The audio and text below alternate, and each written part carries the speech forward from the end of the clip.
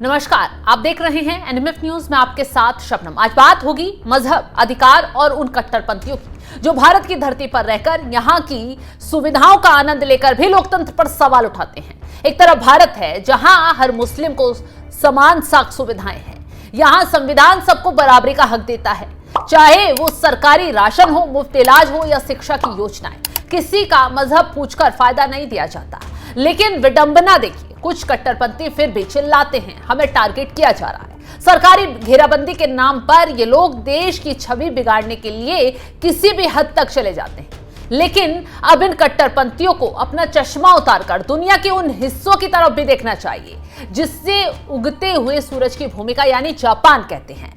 अगर आप सोचते हैं कि पूरी दुनिया भारत की तरह सहिष्णु है तो आप गलत हैं। जापान की सरकार ने कट्टरपंथ और अवैध घुसपैठ को लेकर जो रुख अपनाया है उसे सुनकर आप हैरान हो जाएंगे, परेशान हो जाएंगे कि कैसे मुस्लिमों को लेकर एक ऐसा आदेश आया जिससे पूरे मुस्लिम समुदाय में हड़कंप मच गया। चलिए हम आज आपको जापान की उस हकीकत से रूबरू करवाते हैं जो इन कट्टरपंथियों की बोलती बंद कर देगी, क्योंकि जापान सरकार ने मुसलमानों पर ऐसी सख्ती दिखाई, सुनने वाले सोचने वाले सब मजबूर हो गए।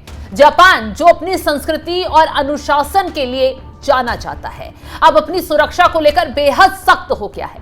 हाल ही में 2026 के शुरुआत में जापान सरकार ने अपनी इमिग्रेशन पॉलिसी में कड़े बदलाव कर दिए हैं।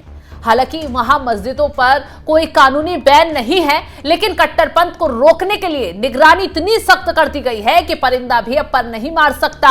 ये कट्टरपंथी अपने तरीके से नियम कानून नहीं बना सकते, नई मस्जिदें कोई नहीं बना सकता, कोई भी नई कब्रिस्तान नहीं बना सकता। और तो और जापान में हलाल शब्द का मतलब भारत जैसा नहीं है। वहां सार्वजनिक रूप से हलाल सुविधाओं की विशेष मांग नहीं सुनी जाती।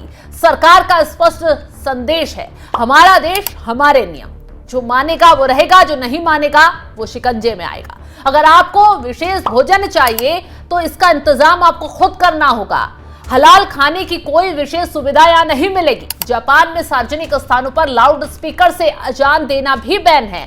और सुनिए, सड़कों पर नमाज पढ़कर रास्ता रोकना तो नामुमकिन है। वहां के सख्त ध्वनि प्रदूषण और सार्वजनिक व्यवस्था के नियमों के आगे मजहबी दलीलें काम नहीं आती। जैसा कि भारत में लाउड स्पीकर पर बैन लगाने का फैसला अगर आ गया तो बवाल ही मच जाएगा। खैर चलिए कहानी पर आगे बढ़ते हैं और बताते हैं आखिर जापान इतना सख्त क्यों हुआ है, इसके पीछे क्या फैक्ट्स हैं, क्या कहानी है, क्यों इन कट्टरपंथियों पर, क्यों मुसलमानों पर सख्ती दिखाई गई है। दरअसल पिछले कुछ वर्षों में जापान में मुसलमानों की आबादी तेजी से बढ़ी है। साल 2024 तक यहां मुस्लिमों की आबादी लगभग 3.5 लाख तक पहुंच गई है। जापान की सरकार ने महसूस किया कुछ लोग सांस्कृतिक एकीकरण के बजाय अपनी कट्टरपंथी सोच थोपना यहां पर चाहते हैं, यानी कि डेमोग्राफी बदलने का खेल शुरू हो गया है। और इसी वजह से जापान को सबसे बड़ा खतरा अपनी जनसंख्या की और सुरक्षा से महसूस हुआ, क्योंकि एक समुदाय की आबादी बढ़ेगी, घुसपैठ होगी, क्राइम भी बढ़ेगा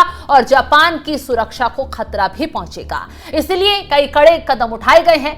सबसे बड़ा कदम मुस्लिमों के शवों को दफनाने के लिए कब्रिस्तान बनाने पर पूरी तरह से रोक लगा दी गई है, उसको लेकर उठाया गया। साफ फैसला सुनाया गया कि शवों को दफनाने की जगह नहीं है तो उन्हें अपने मूल ले जाकर दफनाया जाए। यहां से या तो उनकी अस्थियां ले जाई जाए, लेकिन यहां नए कब्रिस्तान नहीं बनाए जाएंगे।